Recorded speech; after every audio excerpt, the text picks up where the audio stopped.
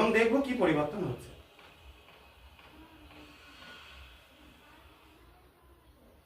আবার কিছুটা ইয়ে কর হালকা করে, আবার যোগ কর কিছুটা।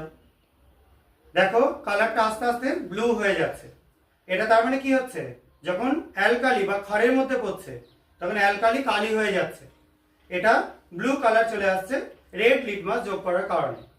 এবং এটাকে যদি আমরা সাদা ব্যাকগ্রাউন্ডে রেখে দেখি তাহলে ব্লু কালারটা বুঝতে পারা যাচ্ছে। তার মানে এটা আমরা যখন ক্ষারের মধ্যে বা অ্যালকালির মধ্যে লিটমাসকে অ্যাড করলাম, এখানে কিন্তু রেড লিটমাস অ্যাড করা হলো, যার জন্য ব্লু হয়ে গেল। এই দুটো কালারের মধ্যে আমরা ডিফারেন্সিয়েট করলে খুব ভালো মতোই বুঝতে পারবো, সাদা ব্যাকগ্রাউন্ডে একটা লাল আর একটা নীল। এবার আমরা তার পরবর্তী টেস্টের জন্য পরের জনকে ডেকে নিচ্ছি। সৌম্য চলে আয়, তুলে দেওয়ার হাতে। এখানে একটা ব্লু কালারের সলিউশন রয়েছে, যেটা লিটমাস দেওয়া রয়েছে এবং ক্ষারকীয় সলিউশন রয়েছে।